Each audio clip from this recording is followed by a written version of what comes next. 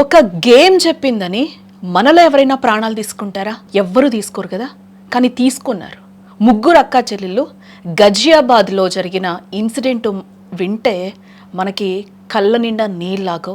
గజియాబాద్లో ముగ్గురు అక్కా చెల్లెళ్ళ ఆత్మహత్య కేసులో గుండెలు పిండేసే నిజాలు ఒక్కొక్కటిగా వెలుగులోకి వస్తుంటే ఒళ్ళు గగురు పొడుస్తుందని చెప్పచ్చు. మరణించే ముందు ఆ చిన్నారులు రాసిన చివరి లేఖ ఇప్పుడు అందరినీ కూడా కన్నీరు పెట్టిస్తోంది. ఆన్లైన్ గేమింగ్ మాయలో పడి కన్నవారికి దూరమై చివరికి తండ్రికి క్షమాపణలు చెప్తూ వారు తీసుకున్న నిర్ణయం వెనుక ఉన్న ఆవేదన ఆ లేఖలో అక్షర రూపం దాల్చింది. డైరీలో రాసినవన్నీ నిజం, చదవండి అంటూ వారు వదిలిన ఆఖరి సందేశం ఇప్పుడు దర్యాప్తులో కీలకంగా మారింది. డిజిటల్ మృత్యువుకు బలైన ముగ్గురు చిన్నారులు తమ ప్రాణాలు విడిచే ముందు ఒక భావోద్వేగ లేఖను రాసుకున్నారు. ఆ లేఖలో ఏ డైరీలో ఏం రాసుందో అంతా చదవండి, ఎందుకంటే అదంతా నిజం అంటూ వారు తమ డైరీ వైపు తండ్రి దృష్టిని మళ్లించే ప్రయత్నం చేశారు. ఆ లేఖ చివర్లో ఐఎమ్ రియల్లీ సారీ పప్పా అని రాస్తూ ఏడుస్తున్న ఒక పెద్ద ఈమోజీ బొమ్మను చూసి అధికారులు సైతం కన్నీళ్లు పెడుతూ ఉన్నారు. నిజానికి ఈ చిన్నారులు గత 2.5 ఏళ్లుగా ఒక కొరియన్ గేమింగ్ యాప్కు బానిసలైపోయారు. ఆ ఆన్లైన్ ఆటలో ఆత్మహత్య చేసుకోవడమే చివరి టాస్క్ అని ఆ ఆదేశాలను పాటించే క్రమంలోనే వారు బిల్డింగ్ పై నుంచి దూకారని బాధితులు తండ్రి వెల్లడించారు. నిత్యం ఫోన్లకు అతుక్కుపోయి గదుల్లోనే బందీలుగా ఉంటూ కుటుంబానికి వారు పూర్తిగా దూరం అయిపోయి ఈ గేమ్లో కూడా పిల్లల్లో ఒకరు ఇన్స్ట్రక్టర్గా ఉంటే మిగతా ఇద్దరు ఆమె ఆదేశాలను తూచా తప్పకుండా పాటించేవారు. ఏ క్రమంలోనే చివరి టాస్క్ సూసైడ్ అనే ఆదేశం రావడంతో ఏమాత్రం ఆలోచించకుండా ఏమాత్రం వెనకాడకుండా వారు ఆత్మహత్యకు పాల్పడ్డారు. ఆన్లైన్ గేమ్స్ చిన్నపిల్లల మెదళ్లను ఏ స్థాయిలో నియంత్రిస్తున్నాయో ఈ లేఖ, ఆ డైరీ నోట్స్ ఇప్పుడు మరొకసారి నిరూపిస్తున్నాయని కూడా మనం చెప్పుకోవచ్చు. సారీ పప్పా అన్న రాసి ఆ చిన్నారులు ప్రాణాలు తీసుకున్నారంటే వాళ్ళు ఆ గేమ్లో ఎంత నిమగ్నం అయిపోయారో, ఆ ఆన్లైన్ గేమ్లో ఎంత నిమగ్నం అయిపోయారో ఈరోజు ప్రాణాలు తీసుకునే స్థాయికి వచ్చారంటే వాళ్ళ మానసిక స్థితి ఏ విధంగా ఉందో ఇక్కడ అర్థం పడుతూ ఉంది. 2.5 సంవత్సరం, ఒకరోజు కాదు 2 రోజులు కాదు, 2.5 సంవత్సరం వాళ్ళు ఒక 50 టాస్కులు ఆడి అదే 50వ టాస్క్ చచ్చిపోవడం, ప్రాణాలు తీసుకోవడం. ఇది ఆ గేమ్ ఫైనల్. వాళ్ళు చేసింది ఆ గేమ్ ఈ 2.5 సంవత్సరం ఆడుకున్న క్రమంలో లాస్ట్కి 50వ టాస్క్ ఏంటంటే ప్రాణాలు తీసుకోవడం. కాబట్టి ఈరోజు వాళ్ళంతా ఆ గేమ్లో నిమగ్నం అయిపోయి ఈరోజు ప్రాణాలు తీసుకోవడానికి కూడా వెనకాడడం లేదు. వీళ్ళు చనిపోయారు, మరి పేరెంట్స్ పరిస్థితి ఏంటి? ఆ తండ్రి కన్నీరు మున్నీరైపోతున్నాడు.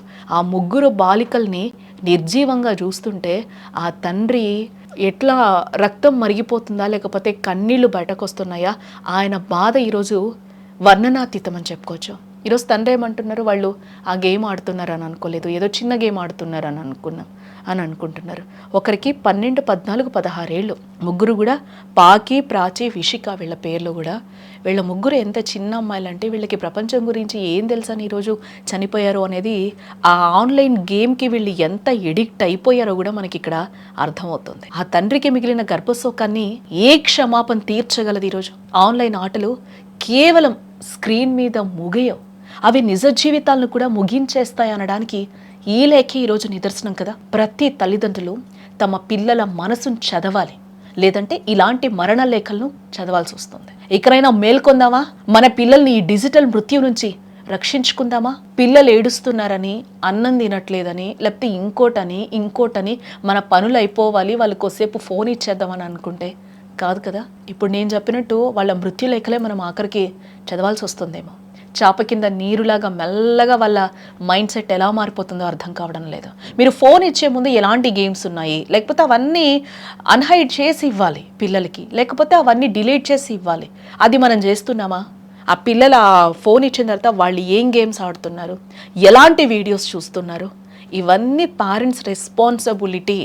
మీరు ఇచ్చేటప్పుడు ఎంత రెస్పాన్సిబుల్గా మీ పని అయిపోవాలని చెప్పి ఫోన్ పిల్లల చేతికి ఇస్తారో, అట్ ది సేమ్ టైం ఆ ఫోన్ తీసుకునే టైంలో కూడా నా కొడుకు ఏ గేమ్ ఆడాడు, నా కూతురు ఏ గేమ్ ఆడింది, పిల్లలు అసలు ఏం చూస్తున్నారు, దేని మీద ఫోకస్డ్గా ఉన్నారనేది చూసుకోవాల్సిన రెస్పాన్సిబిలిటీ ఇక్కడ పేరెంట్స్దే. ఏ తప్పు చేసినా పేరెంట్స్దే. మీరు తిట్టుకున్నా పర్లేదు.